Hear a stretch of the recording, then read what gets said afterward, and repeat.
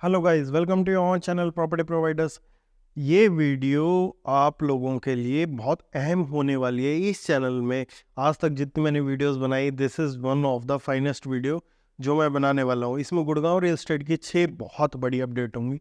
साथ में इसमें जो जो अपडेट्स होने वाली है, रेरा की एक अपडेट है, ठीक है, एक बिल्डर की अपडेट है, साथ साथ में इलेक्ट्रॉल बॉन्ड की अपडेट है, कनेक्टिविटी की अपडेट है, ठीक है, 2 प्रोजेक्ट्स की बातें हैं। तो बहुत सी चीज़ें इस वीडियो में आप लोगों को देखने को मिलेंगी।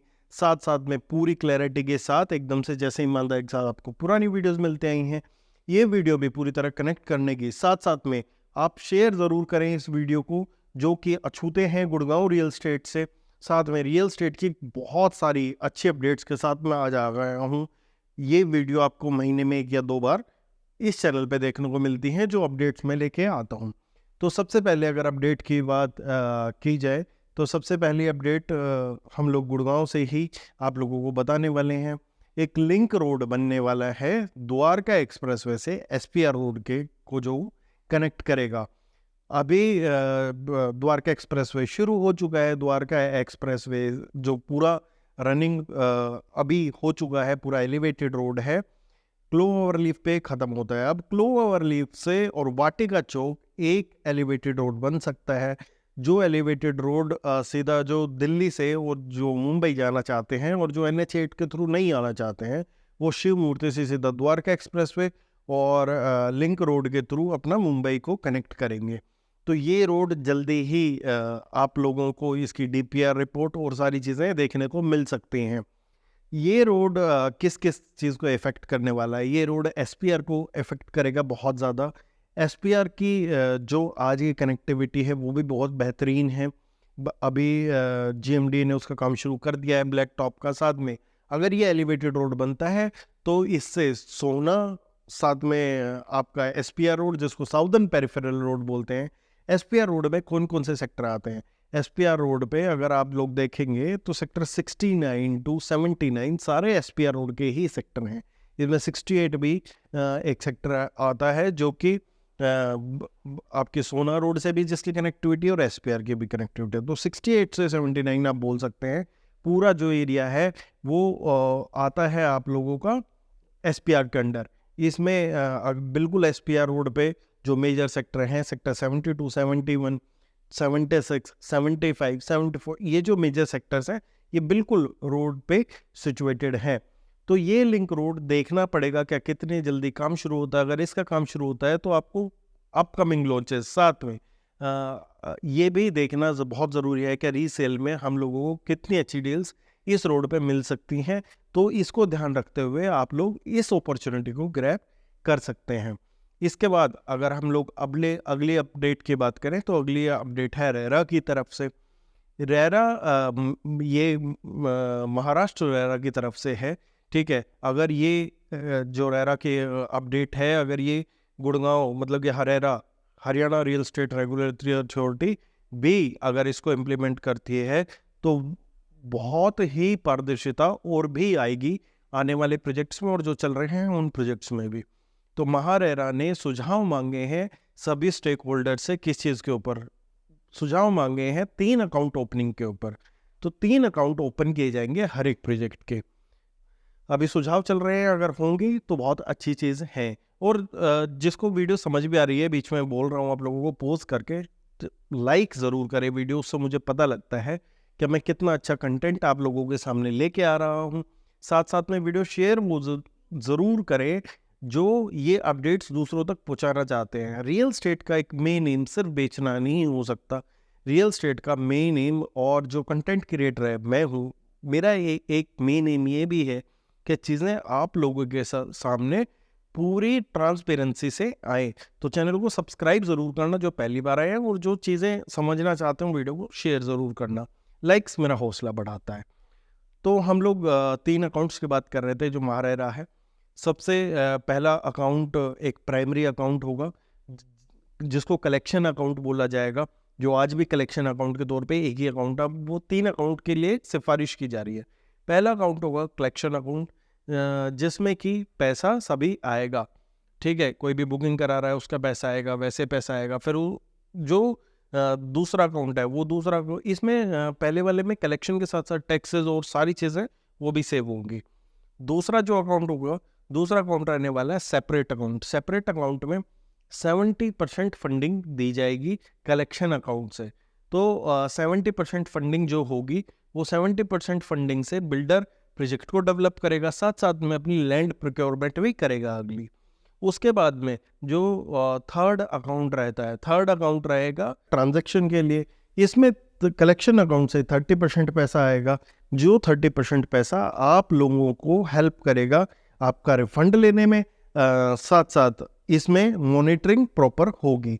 तो अगर 3 अकाउंट होते हैं तो 3 अकाउंट सेपरेट यूजर्स के लिए होंगे, और साथ में जितनी ट्रांसपेरेंसी भी चल रही है इससे भी ज़्यादा ट्रांसपेरेंसी आने की बहुत ज़्यादा चांसेस आप लोगों के ट्रांजैक्शंस में आ जाएंगे अगर ये हरेरा पे भी आता है।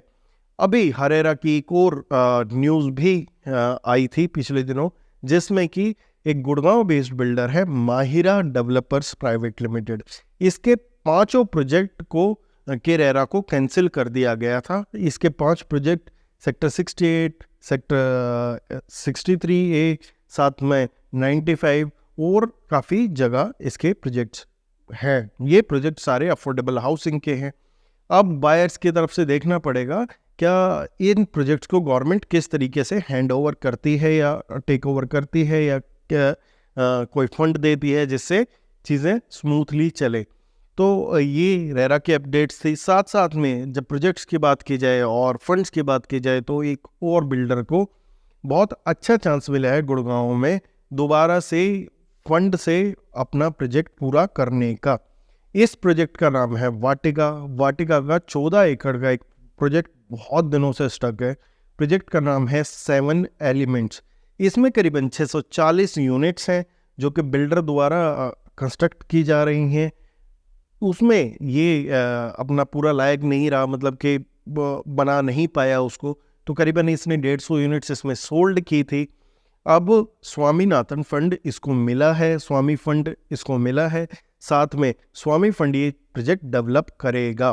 तो जो लोग 1-1.5 साल में रेडी टू मूव प्रोजेक्ट देख रहे हैं और जिनका बजट रेंज कम है वो भी एक बार इसको देख सकते हैं, क्योंकि जो स्वामी फंड से प्रोजेक्ट कंस्ट्रक्ट हुए हैं वो पूरे हो चुके हैं बहुत सारे। उसमें से एक एग्जांपल इसी के पास का दूं तो एसएस लीफ भी एक ऐसा ही प्रोजेक्ट है एसएस बिल्डर का जो स्वामी फंड से बना है।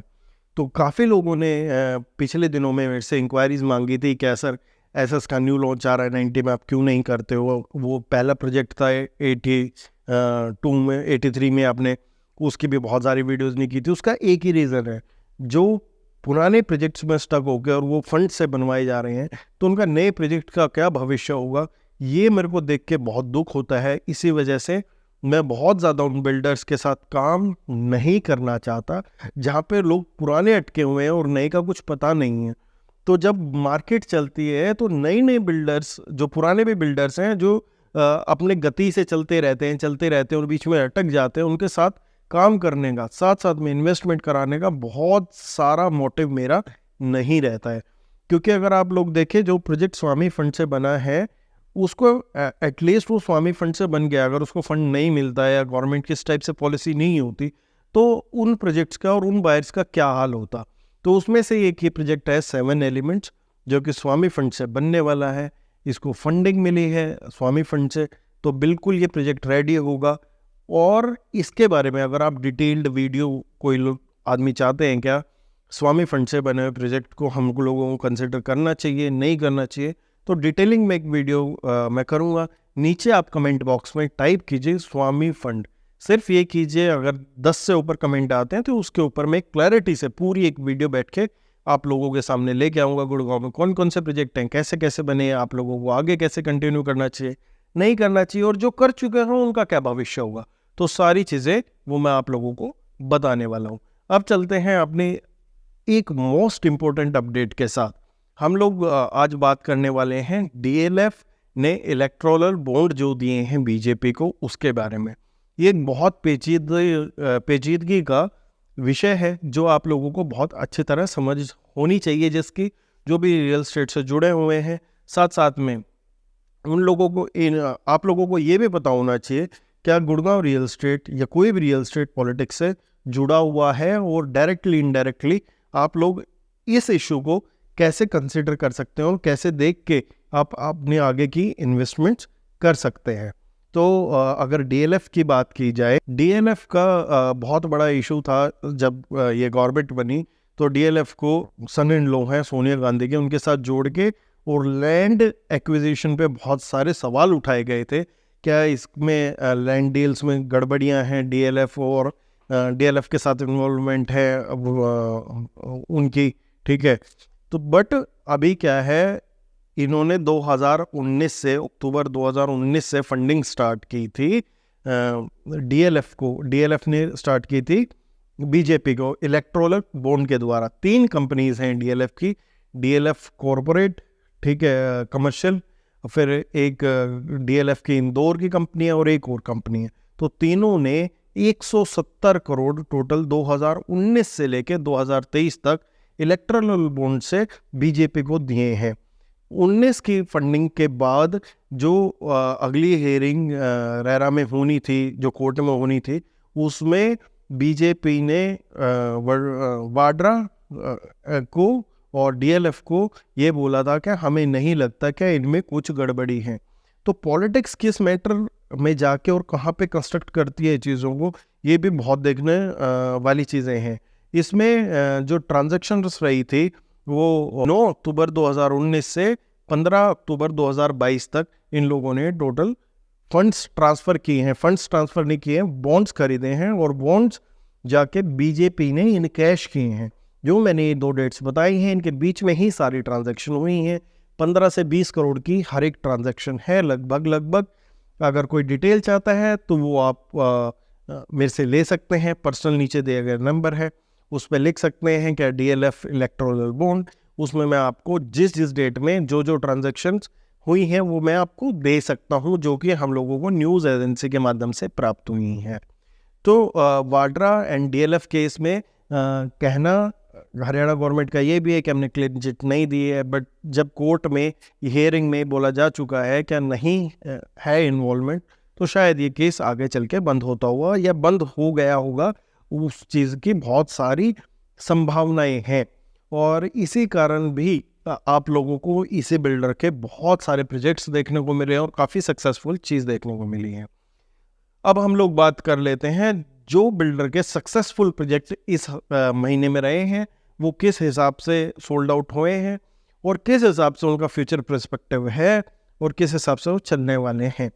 अभी एक प्रोजेक्ट 2 प्रोजेक्ट का इकट्ठा रेरा आना था, जिसमें से पहले रेरा आया आशियाना हमारा फेज़ 3 का। आशियाना हाउसिंग जो बिल्डर है, ये बिल्डर और पैन इंडिया में एग्जिस्ट करता है। साथ में सेक्टर 93 गुड़गांव में इनका फेज़ 3 लॉन्च हुआ, जिसमें टोटल 224 फ्लैट इन लोगों के आए हैं। 224 फ्लैट्स में से इन लोगों के ये सारे फ्लैट मात्र 53 मिनट में सोल्ड आउट हो गए। 4 से 5 दिन के लिए बिल्डर ने अपनी गैलरी खोली, जिसमें सैंपल फ्लैट दिखाया था। उसके बाद लोगों से एक्सप्रेशन ऑफ इंटरेस्ट मांगा गया। 11 बजे ऐसा ये एक्सप्रेशन ऑफ इंटरेस्ट लेना शुरू हुए थे और 11:53 में ये एक्सप्रेशन ऑफ इंटरेस्ट सारे ले लिए गए। अब प्रोजेक्ट की अलॉटमेंट की बारी है, वो भी आपको जल्दी देखने को मिलेगी। अब ऐसा लगता है कि अच्छे प्रोजेक्ट, अच्छे बिल्डर, अच्छे लोकेशन के साथ लोगों का बहुत ज़्यादा रुझाव रहता है, अगर किसी का प्राइस रेंज भी ठीक हो तो। इसमें बहुत सारे एंड यूज़र्स ने भी अप्लाई किया है। हाँ, आजकल अफोर्डेबल हाउसिंग की तरह लग्जरी में भी अप्लाई करना ही शायद हम लोगों को बोलने में और परिभाषित करने में बहुत आसान रहेगा। इसके बाद अगर हम लोग बात करें, एक और प्रोजेक्ट आया जिसका रेरास रिसीव हुआ, गोदरेज जेनिथ सेक्टर 89। इसमें भी काफ़ी यूनिट्स हैं, साथ में इसके EOIs लिए जा रहे थे। अभी 2 BHK 3 BHK के EOIs बंद हो चुके हैं। 3.5 बेडरूम 4.5 बेडरूम के साथ कुछ अच्छे ऑफर्स के साथ इन लोगों ने अभी भी EOI ले रहे हैं। प्रोजेक्ट के लिए 2 और 3 BHK के लिए ऑलरेडी ओवर सब्सक्राइब्ड है। ऐसे ही आशियाना भी करीबन 224 यूनिट थी और 500-550 के आसपास EOI लेने की उनकी संभावनाएं हैं। ऑफिशियल कुछ कंफर्मेशन नहीं है, बट आपको बताने के लिए ये जो रियल स्टेट अपडेट है इसका यही महत्व है कि आप लोगों को पता लगे कि किस प्रोजेक्ट के लिए कितने लोग इंटरेस्टेड हैं, किस लोकेशन के लिए कितने लोग इंटरेस्टेड हैं। 89 की भी लोकेशन बहुत बेहतरीन है और उसमें भी लोगों का इंटरेस्ट है। जहाँ पे बोला जा रहा था गोदरेज 19-20 हज़ार रुपये के रेट से लेके आएगा, आज 4 BHK 13,350 रुपये पर स्क्वायर फीट में ये लेके आए हैं। इससे बायर्स का काफ़ी अच्छा इंटरेस्ट है प्रोजेक्ट में लेके। आगे PLC और चीज़ें देखने को मिलेंगी तो पता लगेगा अच्छी यूनिट्स, अच्छी लैंडिंग किस प्राइस में मिलती हैं। इसके बाद एक अभी मैं जल्दी वीडियो करने वाला हूँ, वीडियो रहेगी पूरी CPR रोड पे। जो वीडियो देखना चाहते हैं कमेंट बॉक्स पे CPR रोड ज़रूर लिखें, उसका अपकमिंग फ्यूचर, प्रेजेंट और पास्ट सभी चीज़ों बात की जाएगी। उस पर एग्जिस्ट बिल्डर्स की बात की जाएगी और बहुत सारी चीज़ों के बारे में चर्चा करूँगा। अब हम लोग अपने लास्ट अपडेट की तरफ चलते हैं। लास्ट अपडेट है द्वारका एक्सप्रेस में साथ में NH8 को लेके। अभी NHAI ने जो स्पीड लिमिट थी द्वारका एक्सप्रेस वे खुलने की वजह लोग 120 से 150 तक उस पर गाड़ियाँ दौड़ा रहे हैं। वाहनों का किसी का भी जो 2 व्हीलर 4 व्हीलर है, किसी का भी बस नहीं है। तो इन सब चीज़ों को देखते हुए NHAI जो लगा देने जा रहा है अपने CCTV कैमरास, साथ साथ में स्पीड लिमिट के भी बैरियर्स लगाने जा रहा है। इसमें जो द्वारका एक्सप्रेसवे है, द्वारका एक्सप्रेसवे से क्लो ओवरलीफ 60 कैमरास लगाए जाएंगे और क्लो ओवरलीफ पे 5 कैमरास लगाए जाएंगे। साथ साथ में NH8 से और खेड़की दोला टोल तक 25 करोड़ रुपए खर्च करने के इन लोगों ने बोला है कि 25 करोड़ रुपए हम लोग सर्विलेंस पे और कैमरास पे खर्च करेंगे। तो इससे आपको स्पीड लिमिट भी दिखाई देगी, साथ साथ में जो बिना गति के वाहन भाग रहे हैं और लोकल रेजिडेंट्स परेशान हो रहे हैं उन चीज़ों से, वो भी आप लोगों को उन तनाव से मुक्ति मिलेगी।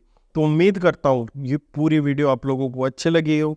साथ साथ में आप लोग जो पहली बार इस चैनल पे आए हो, चैनल को सब्सक्राइब ज़रूर करें। हम गुड़गांव रियल स्टेट से रिलेटेड सारे इश्यूज आप लोगों को सॉर्ट आउट करने की तथा प्रोजेक्ट अच्छे बताने की कोशिश करते रहेंगे। धन्यवाद।